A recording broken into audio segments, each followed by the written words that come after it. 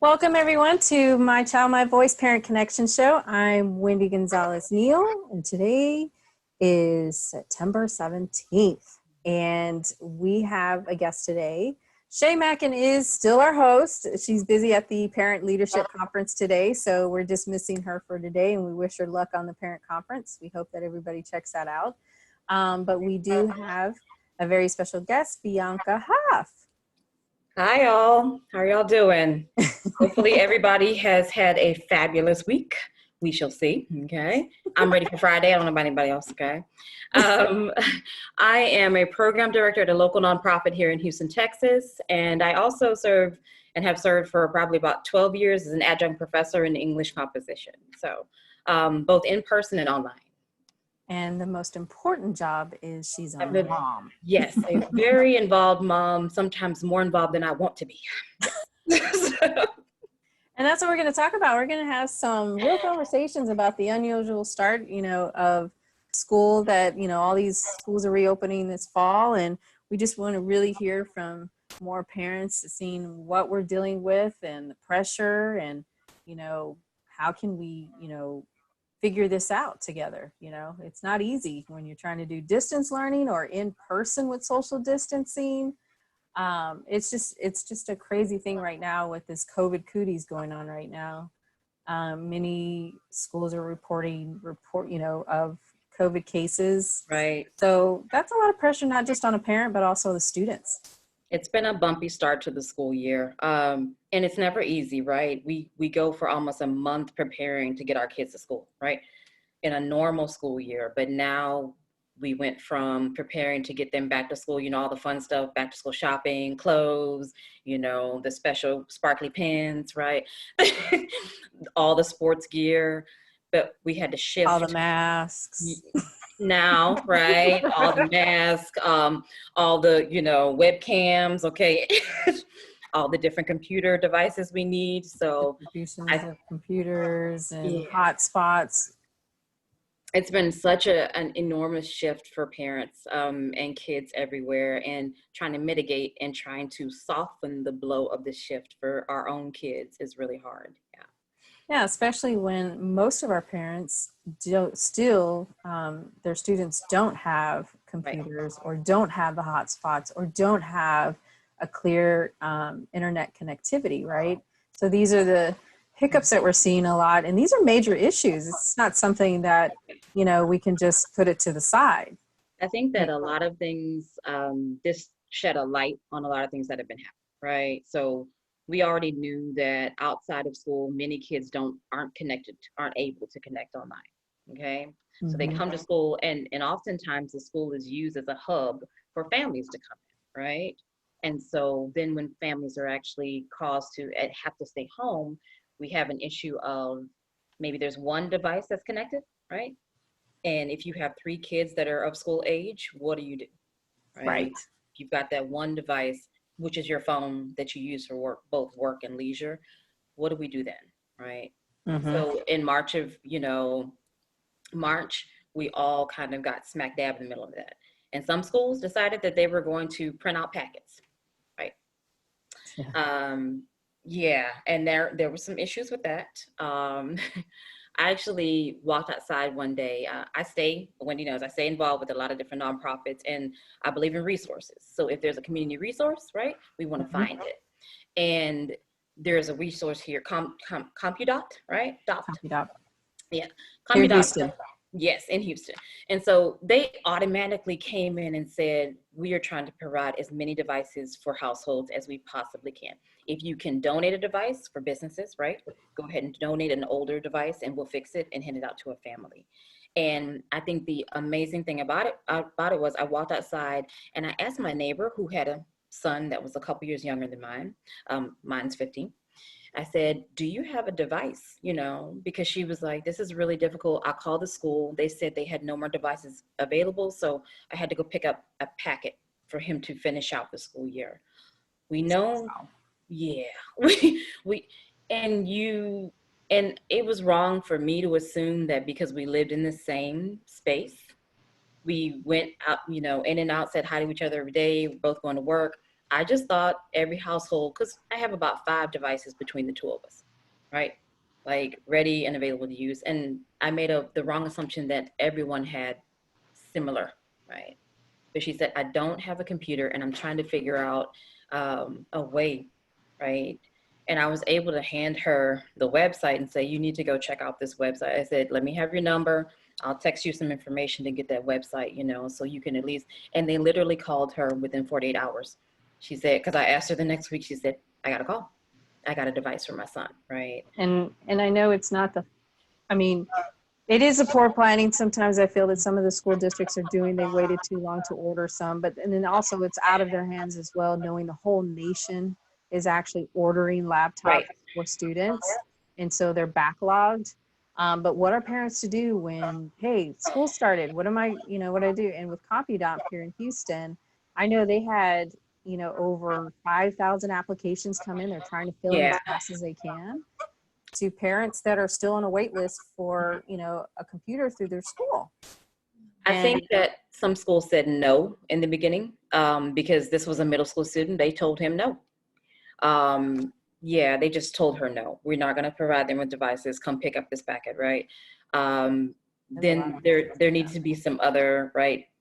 We had to find some other arrangements, but so many parents don't even have. Imagine if there wasn't that person that just knew of some other way that you walked into when you walked outside, one morning, that knew of another way, right? A lot of parents struggle with that, and it's made it, I will say for CompuDoc, they started immediately, right? They were able to ramp up their operations immediately. I think that's because it's kind of a smaller operation, right?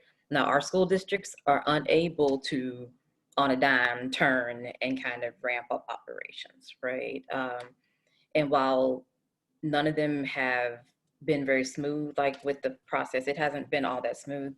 I think that some started, Wendy, as you were saying, ordering devices much earlier because they were like, this isn't going away. And other people played the waiting game.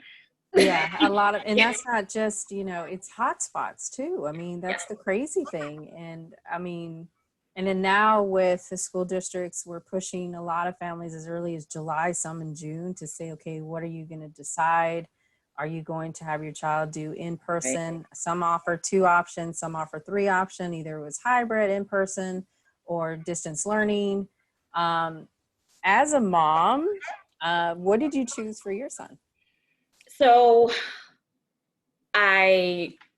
and I won't mention his school district because, he goes to A-Leaf School District here, right outside of like the Houston city line, right? Mm-hmm. And they gave us the option of, and they said we had to commit to either, everyone went online and we're still all online, but we had to commit to either being online completely after the COVID ban was lifted, or we had to commit to going in person. And so that was as of September 8th, though, right? Up until actually, so A-Leaf was the first school district to start August 6th. We were the first. And so imagine August 6th came around, and I played the waiting game because I was like, they're not really going to start. I was like, there is no way they're really going to start, right? So nope, they said school is starting. And I think that I appreciate Mr. Chambers, Dr. Chambers is their superintendent, and he was like, if we know we have to start online, we might as well start. He said, look, if we know that we all have to be online, let's go ahead and begin. I appreciate just being honest about that and not playing the waiting game. What was a bumpy process was trying to get a device, right? Yeah. And remember, I explained a little bit, Wendy, because I said, I didn't have to get a device for my child, but I was looking at the process of that other parents had to go through, right, to get those devices. And I ended up having to, there was no clear communication kind of on the website. So I actually went to their Facebook page because, hey, let's get real. Sometimes, I mean, that's what you're going to do. If you don't get the communication from a school, it's like, okay, what's the first thing I'm going to do? Either I'm going to call them or look on their website. And we know with calling, the wait times for getting any information from your school, either they're going to put you into a voicemail system or they're going to make you wait for sometimes up to an hour, right? Mm-hmm. So I said, let me go to the Facebook page. I went to the Facebook page and it was much clearer information. But it got me to thinking. I was like, how many parents it wouldn't, don't know that, okay, let me go to the Facebook page. But the only way to actually get a link for a device was to go to the Facebook page. So you would think it would be on their website, or they would send a robocall, or they would send a text messages. And I'm saying all this stuff because when my son was in school, this is how my son's school would communicate in those different avenues, right? Right. The quickest way to do it, okay, we're going to send a text message to families, we're going to send a robocall, or we're going to send an email, or check out our website, check out our Facebook page. And a lot of them are not doing that. It's weird how it's just in one place rather than all places. Globally, and I think it's probably because systems, we know, often don't talk to each other, right? No. So this, the people that deal with the social media are not speaking to IT, which is kind of strange, but they're different. One's marketing and one is, like device and stuff, right? But then you have the school itself, and it was funny. So then I went through the process of, let's fast forward, right? When I figured out that August 6th was the date, like, I was like, okay, let's set something up, right? I only have one. I only have a 15-year-old, okay, sophomore in school. He was starting his sophomore year. And I said, well, let me still set up a dedicated study space for him, right? Mm-hmm. So then I went and tried to buy a mobile desk, right? Me and a million other people went to try to buy. Okay. I can imagine that store. Yeah, a mobile desk, because by the time, if you waited 5 minutes on Amazon, the one we wanted was gone. Like if you waited 5 minutes, or the price went from $40 to $100 because the other sellers had gotten wind of, parents want this one desk. Okay, so let's charge it up, right? I ended up getting one from Office Depot though, so that was neither here nor there. But I knew that it was gonna add extra cost to my home environment, right? So that's something that I had to keep in mind. And I had those funds available, but here's another case where so many families do not have the funds available to set up separate learning spaces, because it did require a desk that could be put into like the corner, right? Because I'm also working full-time from home and had been working full-time from home since March, right? And so to be put in the corner, and then we went back and forth about, am I going to let him have AirPods? Are we going to we need better, some type of, we need some better headphones at least, right? Noise canceling headphones. Yeah. And we had to go back and forth with that. I was not a proponent of that, but his grandparents stepped in and said, okay. And that's fine, right? But it's not. And there's a lot of kids that don't, especially families that have more than one kid. How do you work that when you have more than one kid and they're all distance learning at home? And with all of that, it was so funny because with all of that, I even still had to realize, okay, I need to get a cup with a bunch of pens and pencils, because guess what? We still got to do school, right? Mm-hmm. Like, forget about the space is great, but then we still have to get notebooks. We still have to get pens and pencils. We still have to have some things, because there's still math, English, geography. These things are still going on, right? Right. In the midst of trying to work out what kind of environment we're going to have, right? So let's fast forward to the first day, right? And how did that first day go? Did anything happen in the system? I really thought I was prepared. Right? Like the desk was set up with a little comfy back pillow, right? Like there was a notebook and a pen and pencil there, the device, like headphones, all the stuff set up. Fast forward to the first day, and we try to use the same login that we used from last year. They work in Schoology. Try to use the same login as we had last year, and the login doesn't work. I wouldn't even, first of all, I have a frantic child that is like, mom, this doesn't work. Because he was trying to facilitate it on his own. He was trying to, like get up, get ready, be mature, right? Then he comes to the door and he's like, this doesn't work. I mean, frantic, because after being away from school so much, for so long, he was ready to start as well, right? Poor baby. And yeah, he was so upset. And I was too, because there are times as a parent, you're like, do I give up or do I keep pushing with this? Like, does he just miss the first day? Like, I was like, do I give up? there was no way for me to help without getting help from the school. There was no way for me to facilitate him getting into his Zoom classes without me getting help from the school, because we couldn't log into Schoology, and you cannot reset it, you know, for permission issues, for security issues. You can't reset it yourself as the parent or the student. You have right? to have For help us, we from can. school. Yeah, so then once again I go to Facebook, because I'm like, oh, I know there has to be some help from the site on Facebook, right? Like from their page on Facebook. I go to Facebook, I go to the actual school site on Facebook, and I type a question, you know, I type a question into the chat function. And I'm like, this is really just maybe a small chance that maybe somebody will answer me, because it's 7:30, school starts at 7:20. So by that point, we're 10 minutes late for the first class. I'm sitting here, and y'all, trust me, I literally never usually come out with my pajamas and stuff on, my hair not done. That just doesn't happen. Even in a virtual environment, okay? When it comes to your babies, you will. I'm sitting here like this on the side of the chair, like, okay, let me try to figure this out, right?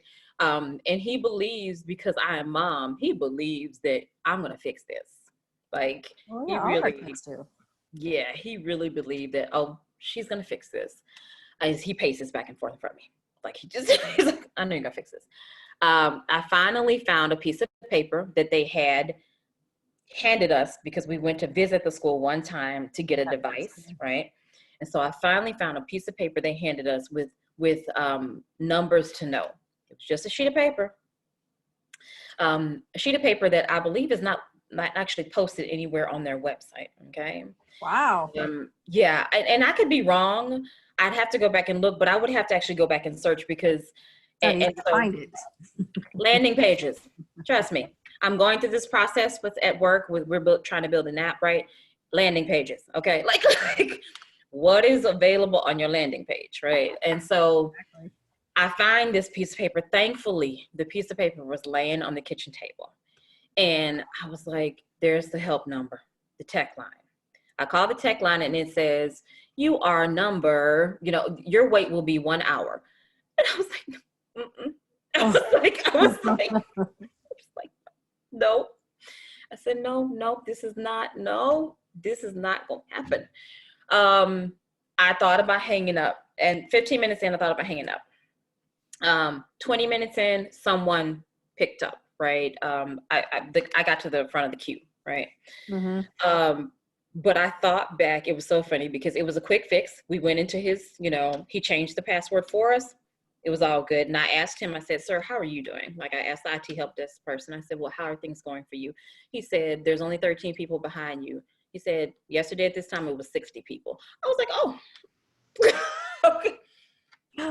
He said, so it's a better day. He was like, no, it's a better day. Okay. You know, because there were parents trying to help. I was bad because I waited to the last minute, right? I waited till the day of. There were parents that had called the day before trying to get help, right? And why did I do that? Because I've been teaching online since the COVID crisis began.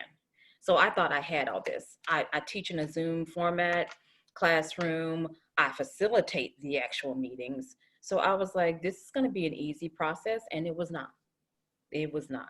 Yeah. And so even being familiar with all of the different systems, I couldn't help my own kid, like at the core of it, when he really needed it, right?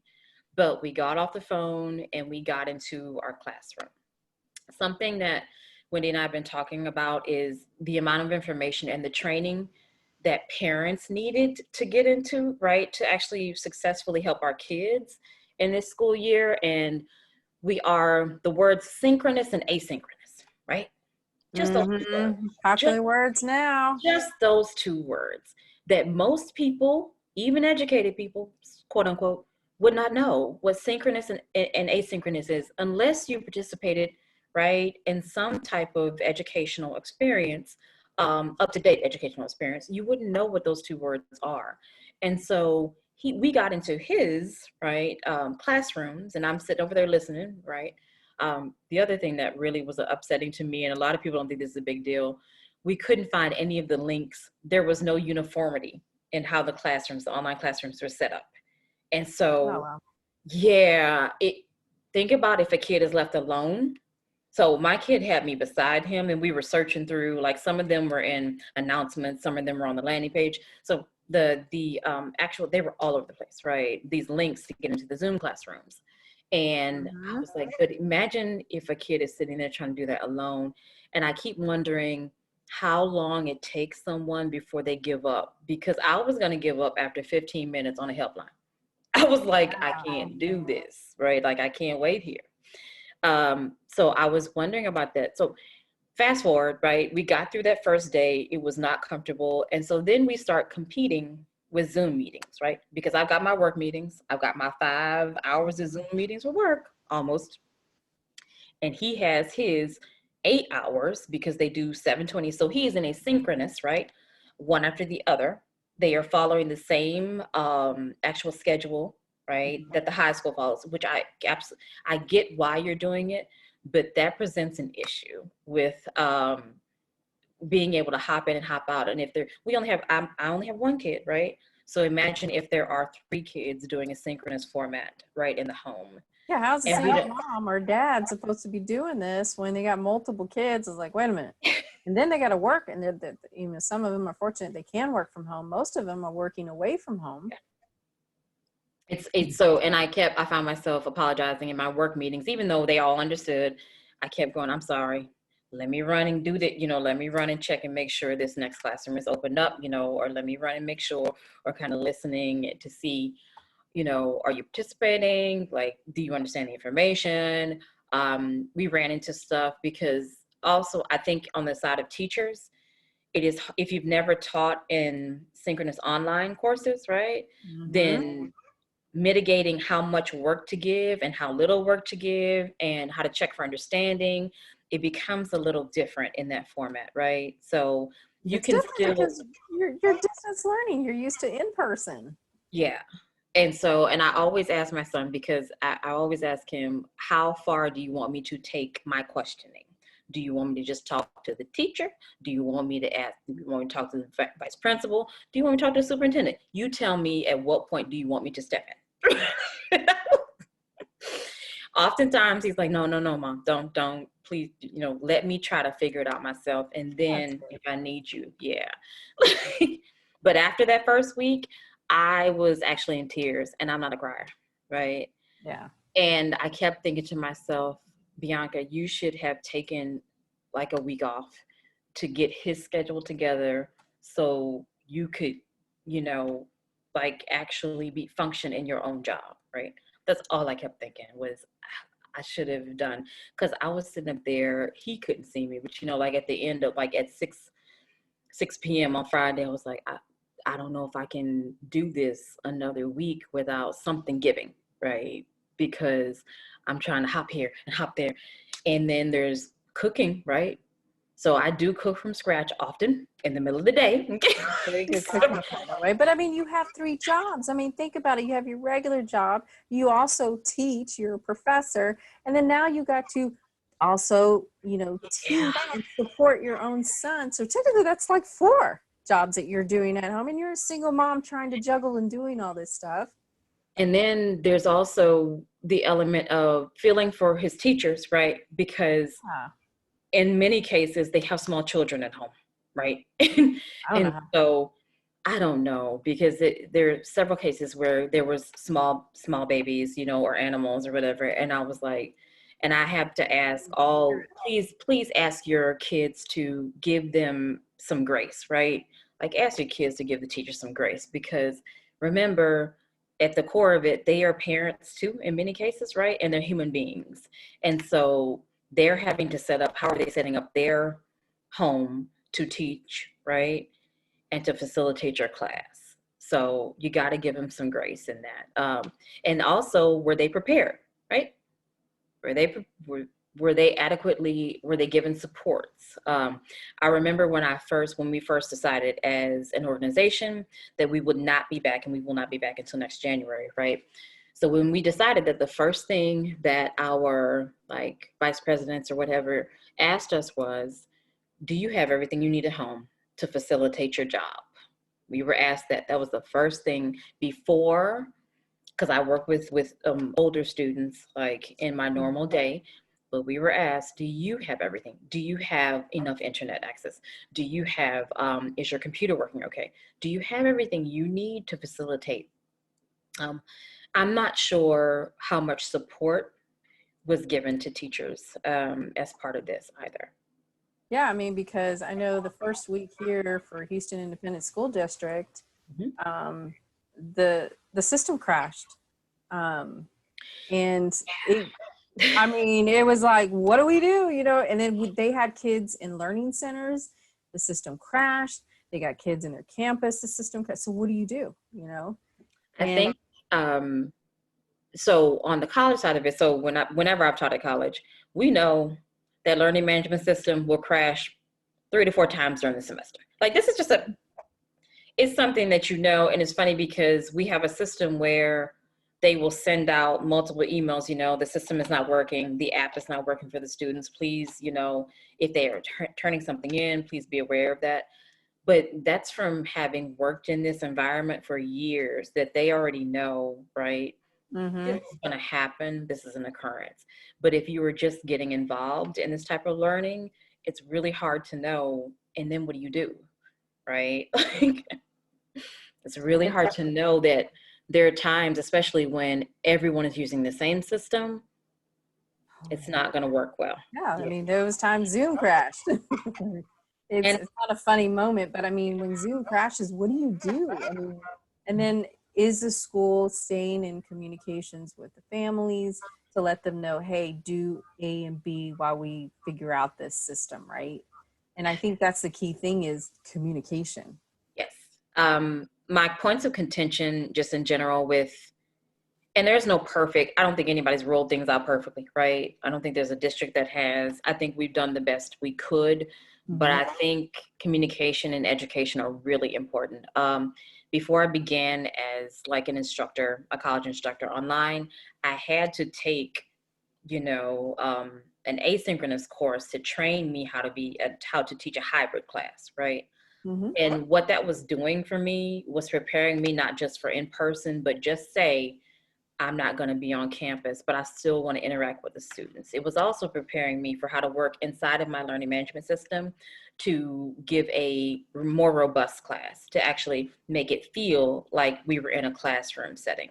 It is hard work to create like a classroom culture online. It's not an easy, yeah. But it's not even easy for a student. When I was, now I'm talking college, I'm not talking here, but when I was taking a hybrid class, my college required us, we couldn't start our class until we took the training to Yes. understand how to do hybrid and distance, well, I'm calling it distance learning, but where we had to go online to do like how to use the system, what to do if it's not working for you. I mean, it was actually pretty, you know, self-explanatory. And I feel with parents now they have to learn, you know, either Microsoft Teams, they got to know Zoom, you know, the learning management systems through the schools. I mean, I had a parent literally frantically texting me in Spanish, and she was a Spanish speaker. She's like, oh my God, because I helped her find a school.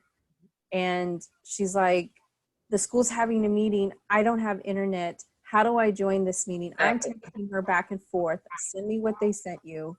And she didn't realize that she can join the meeting just on her phone. She really didn't. And she didn't even know that she can download the Microsoft Team app because she said nobody explained how to do these meetings.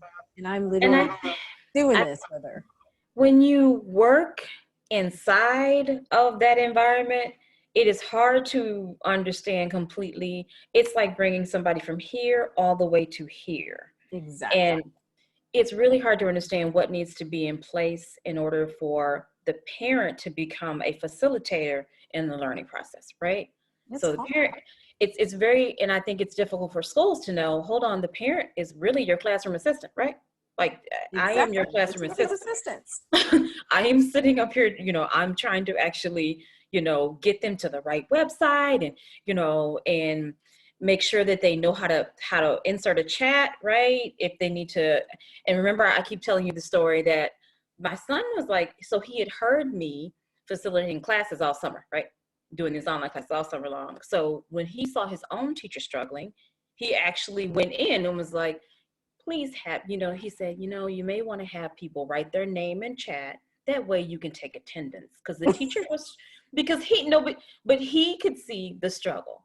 Because the teacher is really, attendance is a big deal, right? And we know from working inside the system what a big deal attendance is until the mid-October, right? And that's pretty, I mean, it's smart on your kids' side to actually take the time to say, hey, teacher, Yeah, let's do it a different way. This is how you take attendance. But I have to laugh at it because I'm thinking, being you sitting there and I'm hearing my kids saying, wait a minute, my kid's telling his teacher how to take attendance. It was a giggle, but it was I mean, I would laugh too, but I mean, this is the way we're poor planning on the school part. It's like, you've got to also support your teachers as well as your students to help them have a successful, semester. And absolutely. How do you, But I'm proud of your son actually taking the time to do that. So kudos to him.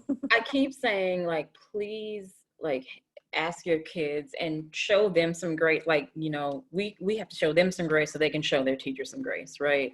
Because this is a difficult process for everybody. And it was a matter of, I cannot imagine teaching 8 hours in a classroom, a K through 12 environment right now.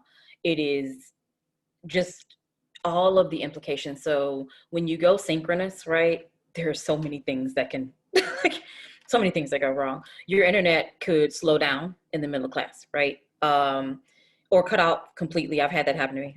Cut off completely, right? And so then, and for me, it's with college students. So they're going to tune back in because they want the grade and they know that I'm saying something that is valuable and they are, they have a maturity level. But imagine if that's happening in an elementary environment where, and then the child is like, what do we do? Because the teacher just cut out, and do we sign back in? And oftentimes I've had it with my son be like, hey, sign back in. It's okay if the internet is unstable, go ahead and sign back in so you can still finish out the class. But little things like that are not as simple. It is simple for the 15-year-old to understand. It is less simple or it's non-existent for like the 5-year-old or the 6-year-old, right? Yeah, elementary school kids, that's even harder. Think of a pre-K kid, 3 to 4. Mm-hmm. And as you were saying about the mom who, did not actually speak English, my goodness, right? The implications behind my child goes to school and is in a predominantly English course, right? And his classes are all in English. But how am I going to help and be the classroom assistant for him, right? How do I go about doing that? How do I go about being that teacher's assistant when I can't even read English? I can read Spanish, but I can't read English. I'm saying it as a parent that's a Spanish speaker, because I know my mom was the same way in the beginning when she first came to the United States. It's like she couldn't read English. And it's so I think it's that communication with schools. It's like, do you have information, like for parents to help them support, but in different languages so that they know how to support their kids? Or, like you were mentioning, a one-pager. Having that one-pager on the landing page, also on the, Facebook page. I think some of it is we function in different minds, right? So if administrators are thinking, what do my teachers need, but not thinking, what do my parents need, right? So we all kind of function differently when it comes to that. And what I will say is, though, with A-Leaf, which I thought was very impressive, that one pager was written in, I think, 4 or 5 different languages, right? Oh, that's so good.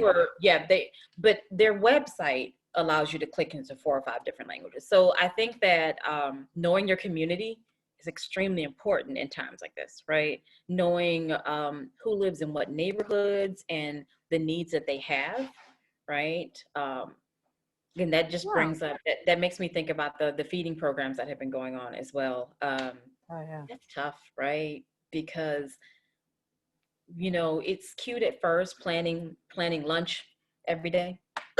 It's cute. That's cute for like the first week. Then but you're what like, about the families that don't have? They can't. Yeah.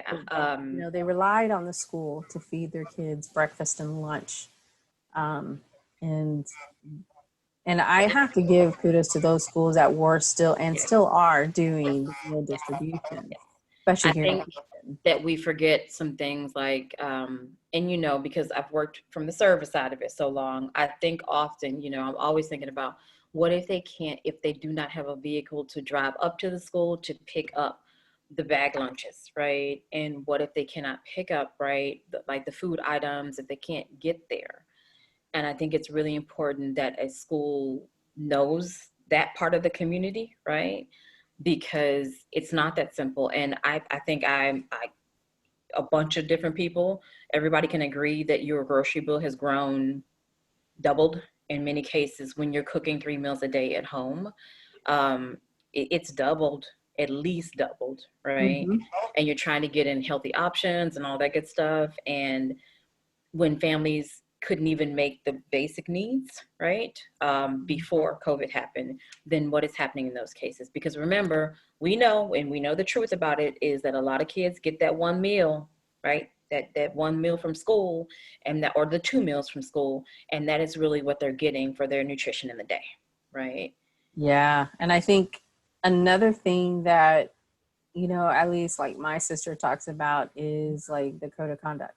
It's, you know, there's a code of conduct at the beginning of the school year that they make us all sign, right? And saying, okay, sign this, that you understand the code of conduct. But now that we're in this virtual cooties world, it's Yes. like, how do you change that? Because it needs to be changed, but not only on a teacher's perspective. I mean, I've seen so many different articles where teachers are freaked out because a kid did something on there, Right. but also it's, you know, with on the family side, it's how to do best practices, you know, for your students while they're distance learning. And then Yes. two, there are some kids that really don't want to show their home life. And yes, and that is a harsh reality. But I have to respect, right? I have to respect that. And we have to respect that as a country, that it's not as simple as not everybody has a parent, or not every parent is able to set up a separate space that's with a clear background, you know, and in a quiet space, right? Especially if there is multiple kids there. So Exactly. that is it's a reality. And the code of conduct, it was so funny because it didn't even cross my mind until there are incidents that you're like you're hearing in the background when your kid is, you know, incidents, and you're like, oh, that probably should have happened before classes started. And I don't think anybody was really thinking about it because we weren't sure how long we were going to be in this type of, you know, environment. Yeah. So, but it's tough because you're seeing more and more news stories, right, of cases where, yeah, something's You got a happening. sibling that walks behind the one sibling that has pajamas on, or maybe just, you know, I read somewhere that it was a sister that didn't realize her brother was on, you know, in school on the Right, computer, and she's right. walking by with her bra, not intentionally, she just walked by, but it was a squeak. But that's the thing. It's like, so how do we teach these kids at home, like when there's multiple kids at home, so that we can do that? And it can be, you know, okay, we really got to be self-conscious about, you know, the background and when our Yes. kids are and Things like, and so these are like best practice, best tips, parent tips, right? So think about it.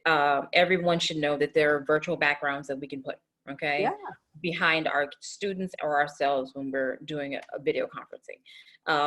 And there are probably 5 already loaded into your Zoom, right, already.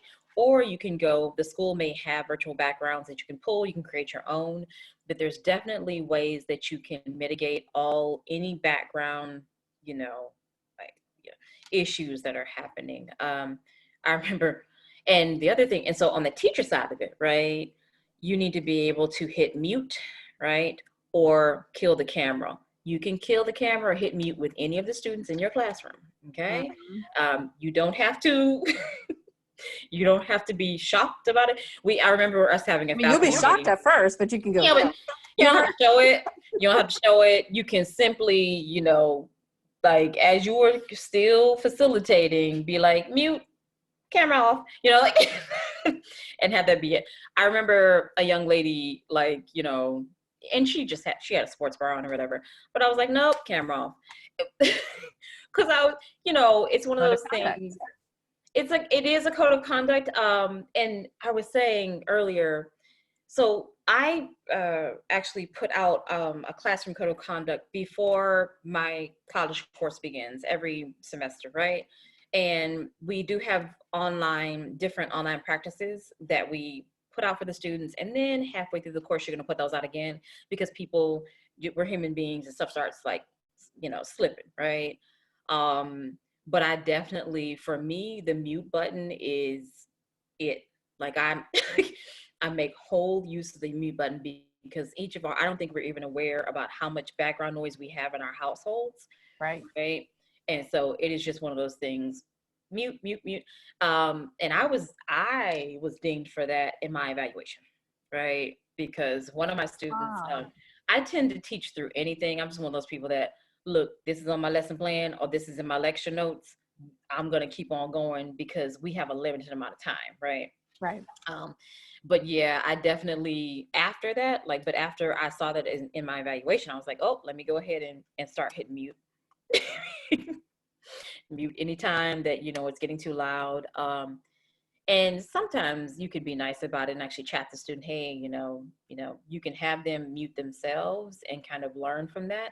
But I definitely, you have those two tools are your best. Yeah. I mean, I efforts, think it's right? more of teachers and parents communicating with each other. Like if an incident does happen, teachers communicate with the parent, but then also be aware, give some general tips, like just letting you know the expectation of my virtual class is X, Y, and Z. Like you were saying, the class will first be on mute Post it. so Yeah. that the Yeah. student can be familiar with this new environment, right? And because it's all new for us, it's not just the student, it's new for the parent, the teacher, the student itself. I think it's just pushing about that communication. And really, what I enjoyed, and I know when my son was in high school, Right. it's that the teachers that he had, I can't say all of them, but most of them were really good about having what we called office hours, right? Yes. Where teachers were constantly communicating. Like if an incident happened with my son, they were like, he had a small little incident, but you know what? It wasn't bad. This is what happened. Took care of it. But can you just make sure his phone kind of went off by accident? And, Yeah. It's more of like the communication key, right? Yeah, I think also, and what I encourage my own son to do, and what I think that just in general, I would encourage parents, teach your student how to actually communicate within their learning management system, their LMS. Yeah. Okay. How do they communicate with their teacher? Yeah. So there's a chat function in almost every learning management system that Yeah. the student, because they don't have to go to some kind of external email site to actually communicate with the teacher. And it is an alert is sent to the teacher automatically.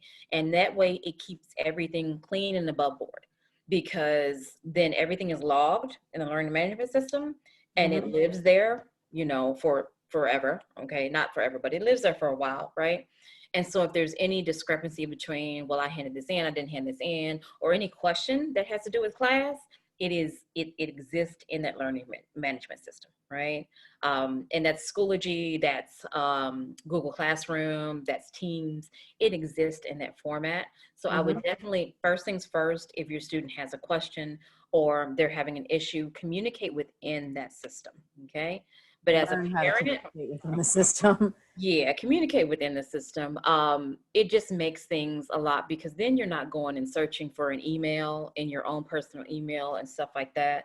Just communicate within the system. Well, I mean, it's good because you mentioned earlier about a chain of command, because you even asked your son, how do you want me to handle this? Do you want me to handle this with your teacher? Do you want me to handle this with the next person? Or do you want, principal or the superintendent? Where do I need to go? I think it's also having, not just for your own student, but also for yourself, as a mom or dad or as a parent, is having those. And then also talking about dress code, with your student. Yeah. I think we all need some kind of normalcy, even though it is a different environment. It's some type of normalcy. And I think that, we all play little tricks to get us ready for the day, right? We do, right? Like for me, remember, I normally do not go without coffee, right? But also little tricks like, having the, if your child's able, get up and put on clean clothes, right? At least a clean shirt, clean top. Different clothes every day. Different clothes every day, right? Even if you're just washing and recycling, fine. Different clothes every day, right? But also, right, make sure that those clothes, like whatever is showing, right, waist above, is presentable. So let it not be low cut for either boys or girls. Doesn't matter if it's boys or girls, it doesn't need to be low cut, right? Like some semblance of, it's so funny because yeah, I deal with the, can you comb your hair? Like Being a mom, being a mom. Can we do that, right? You know, wash your face, brush your teeth. Let's get up and let's at least start the day halfway, to create some kind of normalcy for both of us, right? But those are really important things. Make sure that there's nothing offensive, right? That the student is actually showing.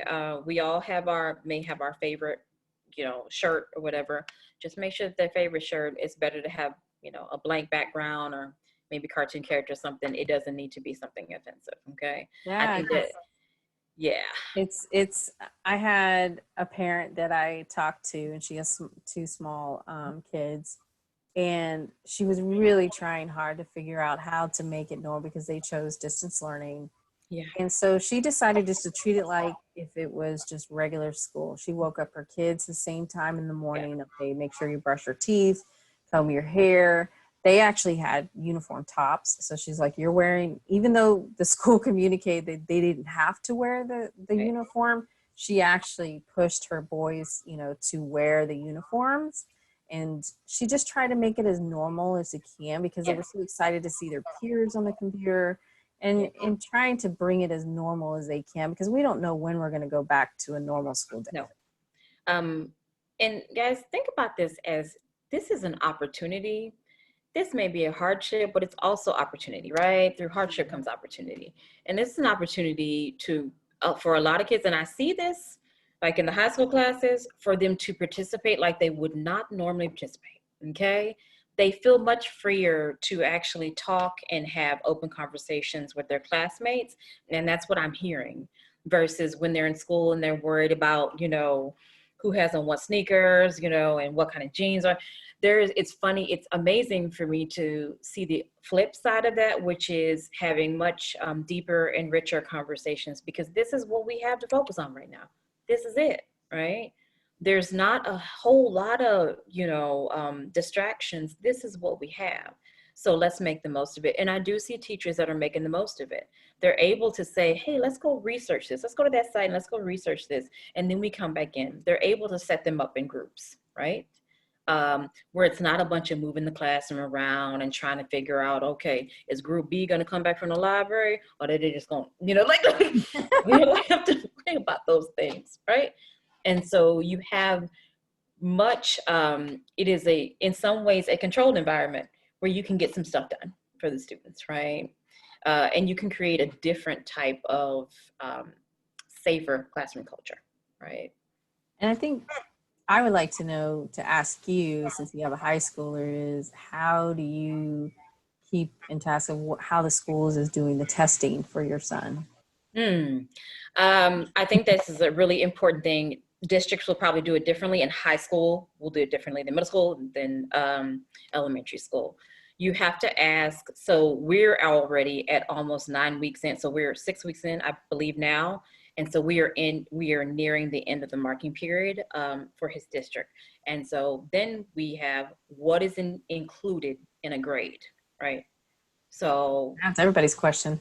What is included in these final grades for the marking period? And this is something that you need to, if you have not asked that question, get it straight as soon as you can and become familiar with the grade book.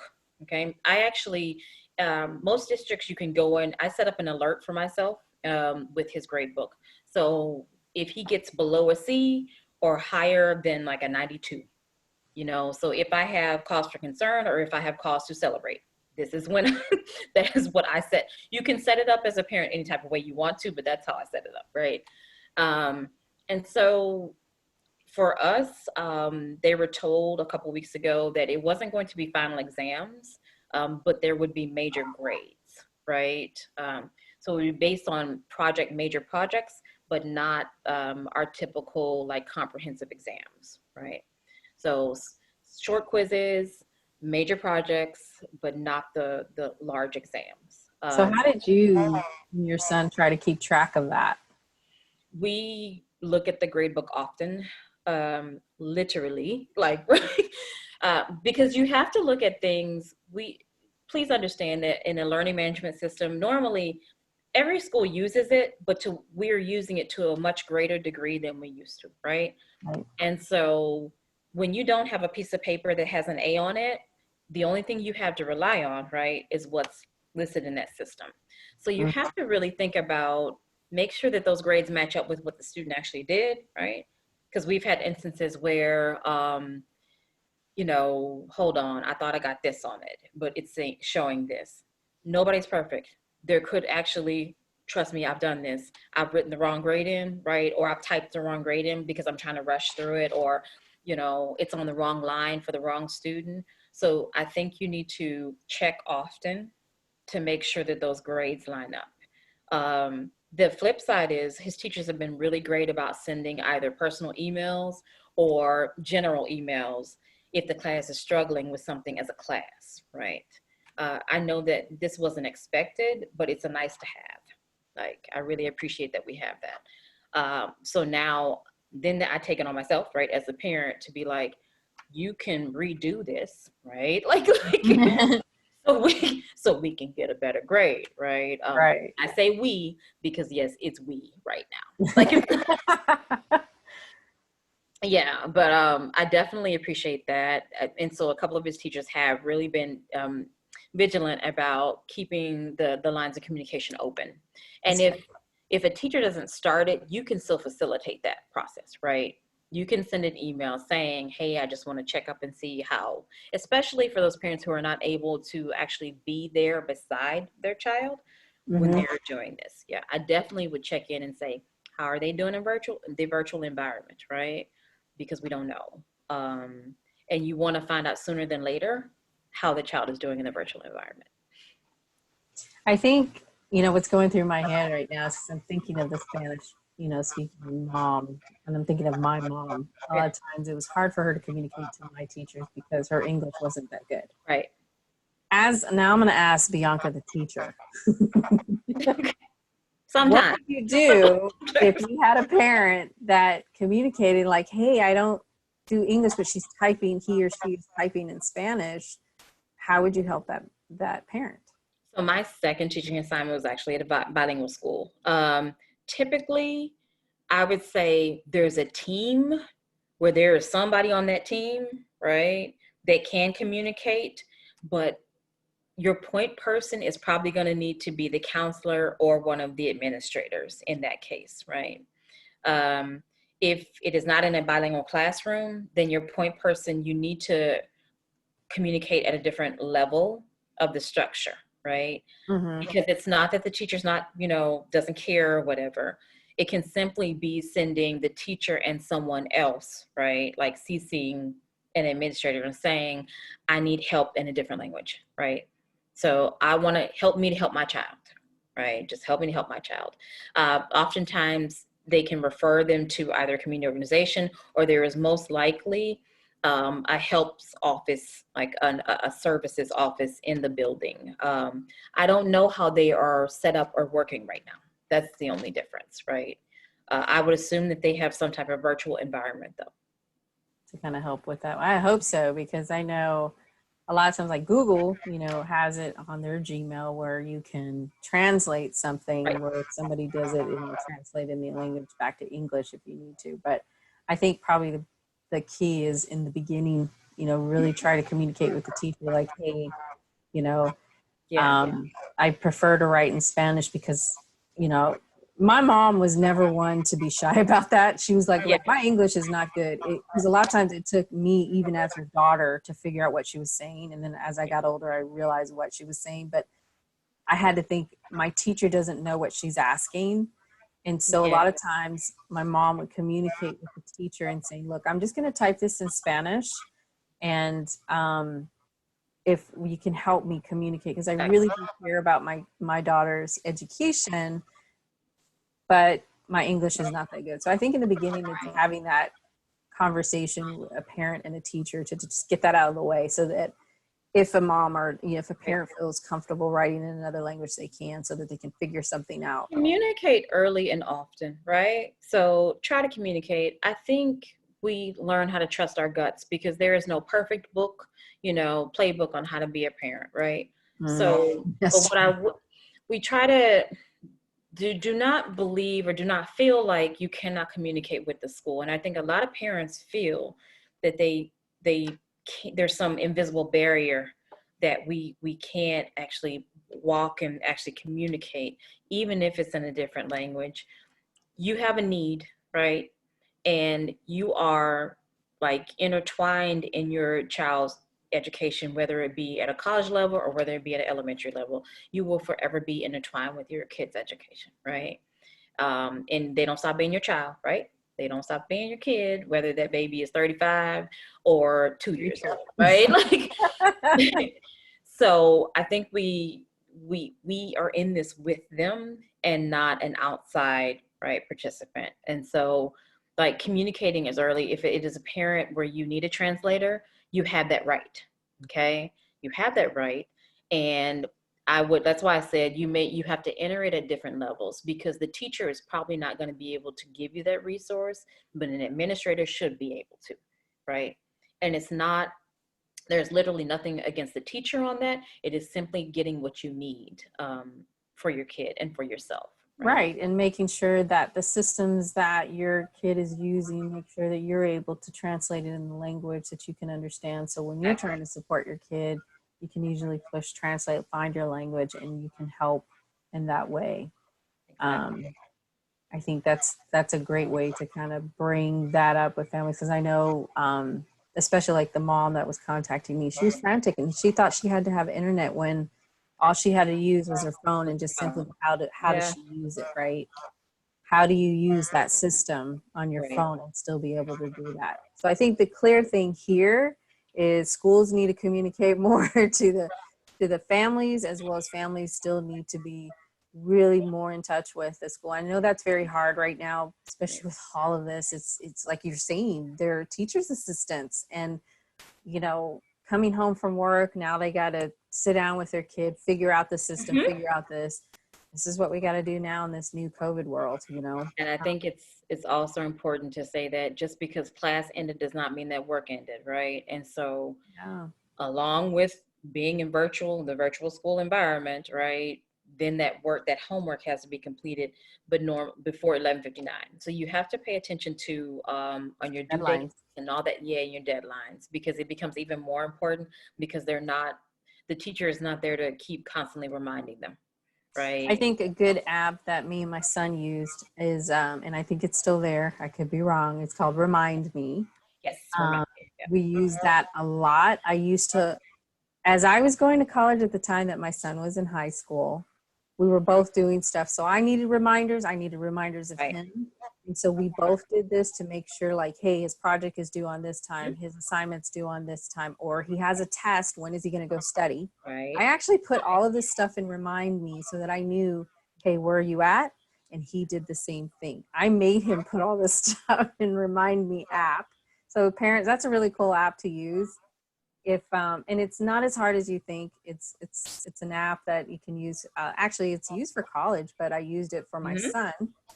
I would actually get another thing I would say is, if the child has a device or cell phone, right, of their own, or even if they're sharing with siblings, set your reminders, right? So set your alarms, okay, for each class. If it's a synchronous class, go ahead and set your alarms, because that really is telling the kid this next class has started. You can even go as far as to put the Zoom links in those alarms, right? So all it is clicking on that alarm, and then they are taken directly to their classroom.